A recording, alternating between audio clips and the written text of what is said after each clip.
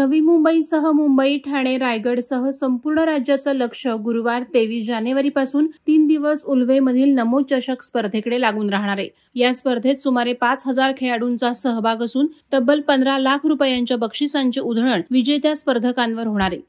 गुरुवारी सकाळी 10 वाजता उल्वे नोडमधील रामशेठ ठाकूर पब्लिक स्कूलच्या मागील मैदानावर नमो चषक स्पर्धेचं उद्घाटन माजी खासदार लोकनेते रामशेठ ठाकूर आणि कोकण म्हाडाचे माजी सभापती बाळासाहेब पाटील यांच्या हस्ते मोठ्या उत्साहात झालं। उद्घाटन सोहळ्यासाठी पनवेलचे आमदार प्रशांत ठाकूर, उरणचे आमदार महेश बालदी, उत्तर रायगड जिल्हाध्यक्ष अविनाश कोळी, पनवेल तालुकाध्यक्ष अरुण शेठ भगत, ज्येष्ठ नेते वाय.टी. देशमुख, नमो चषकाचे मुख्य आयोजक परेश ठाकूर, युवा मोर्चाचे जिल्हाध्यक्ष मयुरेश नेतकर तसंच स्थानिक स्वराज्य संस्थेचे लोकप्रतिनिधी आणि पदाधिकारी उपस्थित होते। यानंतर लागलीच स्पर्धांना सुरुवात करण्यात आली। कौशल्यपूर्ण खेळाडू आणि त्यांना प्रोत्साहन करणारा मोठ्या संख्येनं उपस्थित राहिलेला प्रेक्षक वर्ग यामुळे स्पर्धेला मोठी रंगत आल्याचं चित्र उल्वेमध्ये पाहायला मिळालं। सतत 3 दिवस विविध खेळ आणि विजेते ठरल्यानंतर त्यांना अखेरच्या दिवशी सन्मानानं मान्यवरांच्या हस्ते रोख रक्कम, विविध बक्षिसं देऊन गौरवण्यात येणार आहे। भारताचे लाडके पंतप्रधान माननीय मोदी साहेब यांच्या नावानं नमो चषक नावानं उल्वा नोडमध्ये दोघांच्या हद्दीमध्ये एक भव्य अशा प्रकारची स्पर्धा केलेले आहेत। त्याच्यामध्ये विविध प्रकारचे अशा प्रकारचे खेळ आहेत। खरं तर याला रामशेठ नगरी असं या नगरीला नाव दिलेलं आहे आणि भव्य दिव्य चांगल्या भरपूर स्टेडियम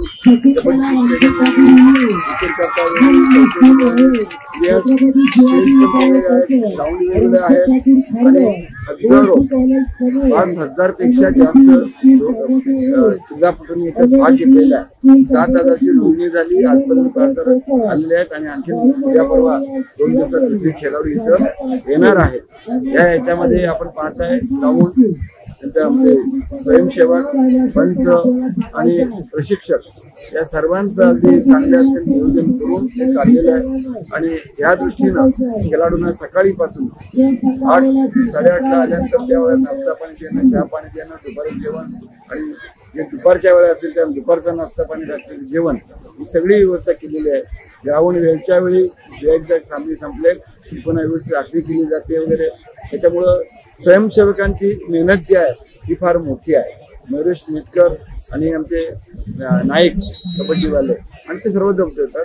तर अशा प्रकारे यांची टीम ज्या आहेत युवक, पनवेल तालुक्याचे युवक आणि उरण तालुक्याचे युवक या सर्वांनी भाग घेऊन महिलांनी सुद्धा याच्यामध्ये चांगला भाग घेतलेला आहे। मुलींचे सामने सुद्धा येत होत आहेत आणि त्याच्यामुळं कार्यकर्त्यांचा संच मोठा असल्या कारणानं नियोजन व्यवस्थेनं मला वाटते हे सामने सगळे प्रकारचे जे क्रीडा स्पर्धा ज्या आहेत या नक्कीच यशस्वी होतील अशी मला खात्री।